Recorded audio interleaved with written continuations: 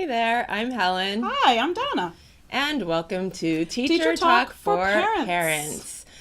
Today we are going to talk about preparing for fourth and fifth grade. These are the seniors, the upper grades. Right, the seniors of elementary school. That's correct. That's they're what the role models they're and the mentors. Junior and senior year of elementary Yep. school, which is why they start acting as if they are juniors They're and already seniors. middle schoolers. Yeah, they do have Independent that flair and testing your patience. right. Exactly what I was Valid thinking. points, Helen. But that's what we're going to talk about Okay. is in fourth and fifth grade how really their personalities are forming, and on top of that, it's a testing grade. It's That's a correct. big testing grade. Yes. Testing started in third grade. Testing starts in third. State testing. Right, that's what we State made, state. Starts in third grade. And yes, all over the country. But I feel as if fourth grade is always the one that all Yeah. teachers and administration, they're looking to see the Yes. scores of fourth grade. Yes, there's one main reason for that. Middle school, they look, administrators, look to fourth grade, the results of fourth grade tests to see how they've done and to assess whether they can, be brought into that middle school. So they look at that test to figure out whether they're a good candidate for their school. So I feel as if the third grade test is like to prepare them for testing. Yeah. And we're talking about state tests, parents. It still counts. There are Right. still points that count to go towards whether a school is in good standing. So that's a whole other thing. But Right. the fourth grade tests, they do look at that more so than any other grade. And then the fifth grade test They look at it. The points are used for junior high. for middle school. And Yep. also Yep. to test the school Correct. and how their teaching's going. All those points matter. You know what's interesting is that I remember taking those tests when I was in Do you? grade school. Yeah. See, I don't. I grew up in California, and I remember it was called the ITBS test. Oh. And it was when we would have to fill in the bubbles. Yes. I don't remember And it exactly. was only bubbles. Right. Yeah, there wasn't a lot of writing. Right. if However, now the kids, at least in New York City, Correct. there's multiple choice. Yep. There's writing. Yep. In math, you have to show your There's work. short answer responses, yep, in both math and ELA. So Yeah. parents, in this episode, really, I think that we need to focus on giving parents some tips on how to work with their child to prepare for these tests. Okay. We prepare with them in school for sure. Yes, maybe a little absolutely. bit too much. Yeah, which is The where focus. a lot of the issues come in. And the because stress. We're teaching to the test many times. Not everybody, but a lot of schools are teaching to the test. And We're it's preparing them stressful that. for the teachers because they Yeah. want their kids to do well. It's stressful for the school because they want their students to look good. Yeah, so the And school it's- looks good. Yes, And it's correct. stressful for the child Absolutely. because taking a test Yeah. is it's hard for stressful. anyone, adult, children.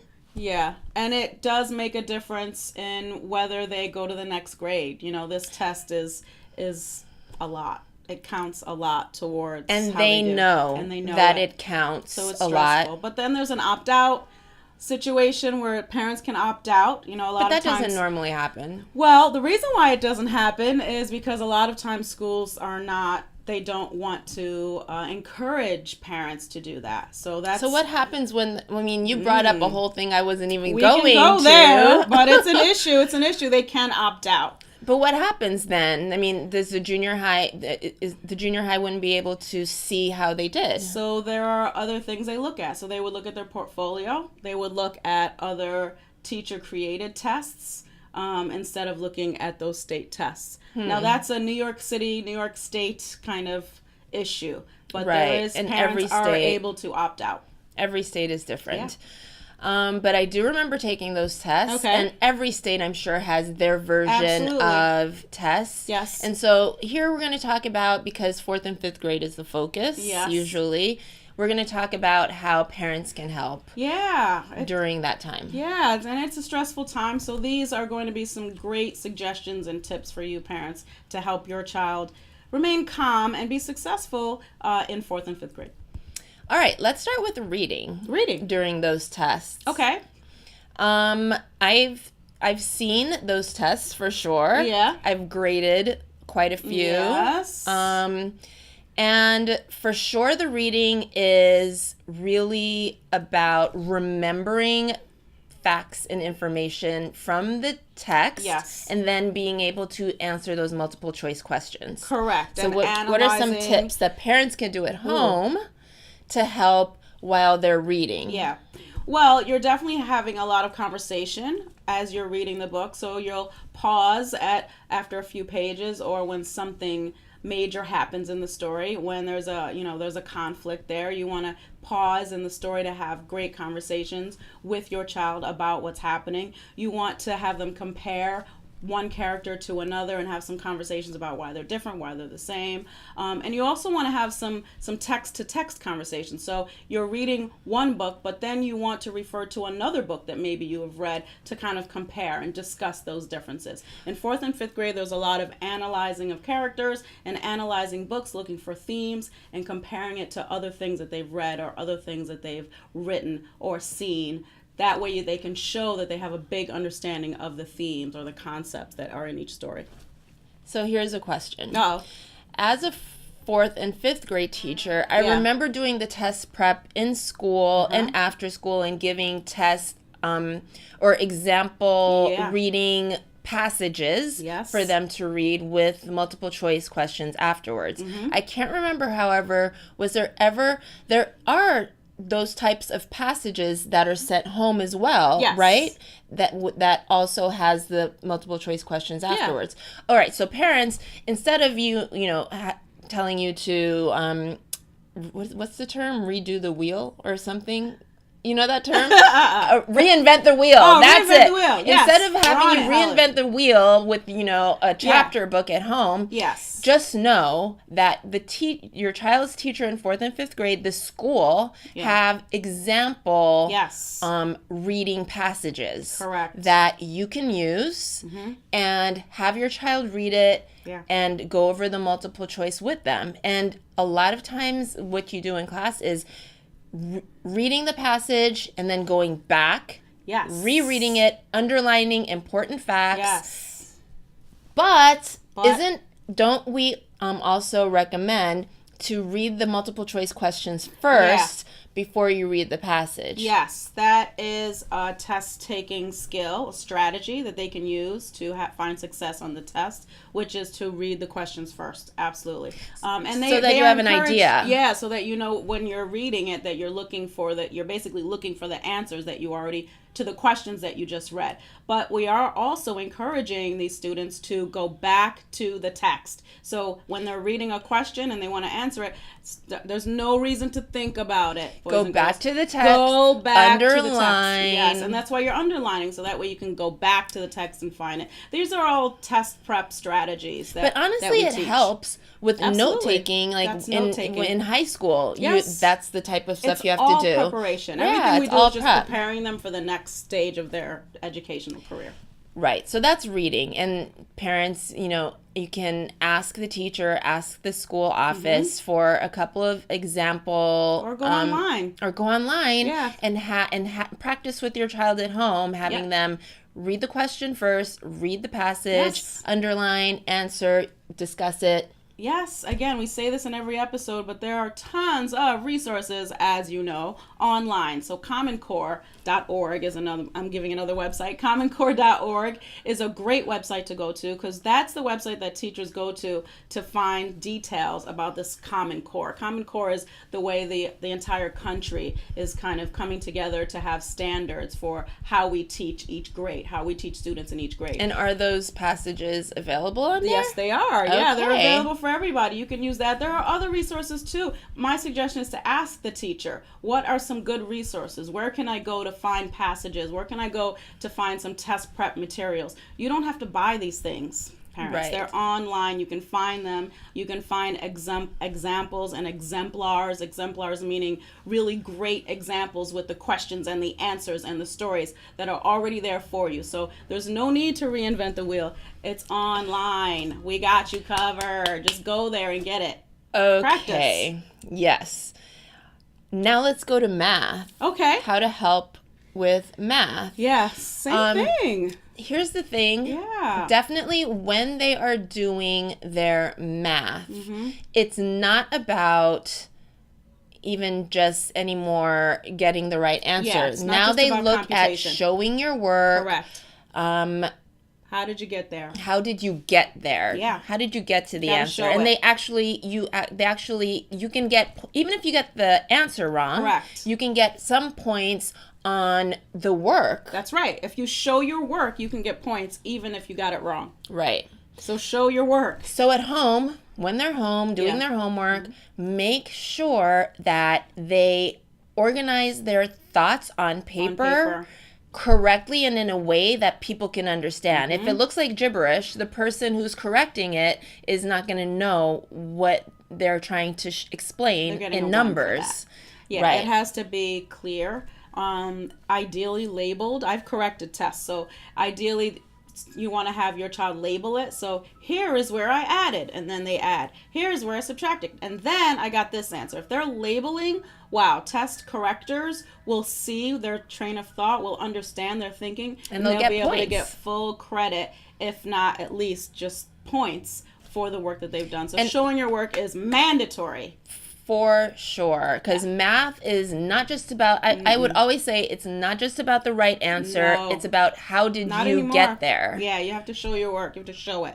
Draw pictures. And be able to explain your thoughts and how you Yes. got there. Because there are questions on that math test that are going to ask you, how did you get there? And then you have to write it out. Write that out. So you have In to writing. explain it. So they have to be able to explain it clearly, to show their work clearly. That way they can get full credit. Testing. That's all the joys of testing. But your students will have heard all these strategies in class. It's just a matter of supporting them after school At and at home. home. Because once they are at home and they see that you also know the strategies right. that the teacher's been talking about, they can't get away with, not know, doing yeah. it at home. That's right. Because you know that they should be showing their work. They right. should be writing out their problem neatly, and so that, Yeah. you can understand their thought process. And it's all about being successful. This is all in a way, we're doing this in a way that will be supportive of your child. And they'll be supported and they'll be less stressed and calm and ready to take these tests. And I always say, put a box around your final answer That's in a good math. idea. Yeah. Always. That's good. Because you know, there's different problems and Yes. like numbers all around. That's a good Put strategy. a box around your final answer. Yeah. And the answer of a word problem always should end, or like 18 and then a word. Not just a number. Oh, So I if, see. So if the math problem is asking you how many apples Right. are left, Right. the answer should be 8 apples That's correct. instead of just 8. Yes, correct. All right. And then there's writing. Is Yeah. there a writing test? There is a writing test. I'm no longer. I taught 4th grade 1 year. But like I've said in many episodes before, I love the younger ones. Yes. Where we don't have these state tests. Well, yeah, they're doing ELA, so English Language Arts. They're taking an ELA test, and in that ELA test is a lot of writing. For 4th and 5th grade students, is that second day of writing, used to be third day, that second day of writing of that ELA test is a lot of writing. They're actually reading 2 full passages and analyzing those passages, comparing those passages, and writing about the differences and similarities of those 2 passages on that last part of the test. It's a lot of writing that takes place. That's where the 4 paragraphs and 5 paragraphs come in. They need an introduction paragraph. Then they need to describe the first story, then describe the second story. Then they need bring it all together, comparing and contrast, and then finally that concluding paragraph. It's a lot of writing for 4th and 5th grade, but they'll understand how to look for clues, how to go back and find details from the text, how to use quotations. Hopefully they'll understand. They are to do gonna that. get it. A lot And of they're gonna be times, a successful. lot of times, of course, they want to take the easy way and Yeah. just read through and, Yeah. bubble in the first thing that they think is correct. Right. But a lot of times, as we know, parents with multiple choice, there's always two. There's always one that they try and trick you. That's correct. And there's always two that's really similar. And so you have to think. You have to go back. You have to reread. We teach them that. They know all these. These are strategies that if you ask their teacher, they can tell you these are the top 5 strategies that we're really making sure that your child knows. And if you did it at home as well, then that is quadruple perfect score for you. The learning. Yes, I agree. Okay, so all of this testing, it makes these kids that are already at that age of their, learning about themselves and becoming independent, it can add stress. So parents, you might be thinking, I don't want to add to the stress of my child. So let's talk a little bit about, what are some skills maybe to have them calm down, relax. Yes. Because those are also important skills in life because, taking tests is not going to stop. Yeah. It's not going to end. You're going to be doing that for a very long time, As long as you're in school, you're going to be doing it a long time. Absolutely. And when you get a job, you might have to do that as well. Exactly. So they might as well start to realize that I need to get used to this, but there are some things I can do to calm myself down. Yeah, because test anxiety is a real thing, and there adults and kids. Absolutely, there are ways to control for that, or ways to suppress it and kind of help you. And there are a lot of things that we do, that schools do, to support that.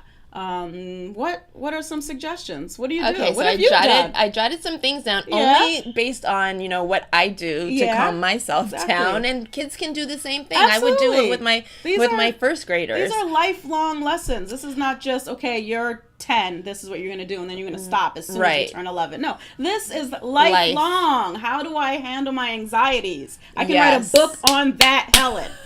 All right. Breathing. Oh, sorry. Yes. That's number 1. Breathing helps. Taking deep breaths. And in through the nose. Yep. Out through the mouth. Breathing. Breathing. Just calm yourself down. Yes. Breathe. Okay. A lot of times when you're in your head, and I'm talking about these kids when they're prepping for these tests, or adults, anyone, breathe. Take a few moments. Yeah, take a moment and breathe. Yeah, I have done that many times before testing. I take a moment. I allow for students to take a deep breath. Just rest. Think of positive. This is a second suggestion. Think positive thoughts. Yes, that's second on my list. I love it. Positive thinking. Yeah, that's a big thing, and that's, again, these are lifelong lessons. It's not just for the test, but it helps. I'll say, boys and girls, at this time, I want you to take a deep breath. I want you to think of positive things. So think about when you get the scores back, and you're going to your mom and you're telling her, Mom, I got a perfect score. I got a 4 on my test. I did really well. Just imagine that. Or just imagine doing your best. Yeah. You worked really hard to prepare. You're trying really hard. Do your best, and you will be okay. Yeah. And so positive thinking. Yeah. Deep breaths. What positive else? Affirmations. Oh, affirmations. Okay. Kind of like being Mary Jane. I what can. kind of I can do affirmations? this. I can do this. I don't know. I am good. I am great. Yes. I am a queen. I am a king. I am. Okay. I don't know if I'm a good. That's me. Sorry. I would say, okay, I can do this. I'm a great student. I'm a great student. I am a great learner. I like I that. can take tests. Yes. Or things like that. Okay. Queen. Hey. Okay. Good. Affirmations, breathing, positive thoughts. All right. Here's the takeaway. Excellent. For this episode, parents. As soon as school starts, we know 4th and 5th grade, these are testing years. Yeah. Ask the teacher or go to the office for some, test booklets or something, some resources. Have some conversation about, which you'll hear stuff about testing from the teacher from day 1. But ask, see how the school, what they offer, what they do. There's lots of after school programs for help. There are, yeah. Find out extra help Yeah. as soon as school starts, so that, you know, as a parent, you're not like, oh my gosh, what, you have a test next week? That's right. What? You know from the get-go. That's right. I like that. Ask. Find out what your child's school is doing to prepare them for the test and how you can also support them at home. That's it. That's Yes. the homework. That's Did you write that down? Did you write that down? That's 4th and 5th grade. That's excellent. I mean, you know, in a nutshell, Yeah. because that's the stress of That's the those stress. grades. There's a lot of other things going on. We're not even talking about hormones kicking in. We haven't even talked about that. But yeah, I think that's the big stress of grade 4 and 5. And those strategies that we've given you will definitely help you and your child get through the year and be successful. Alrighty, see you next time. Bye. Bye.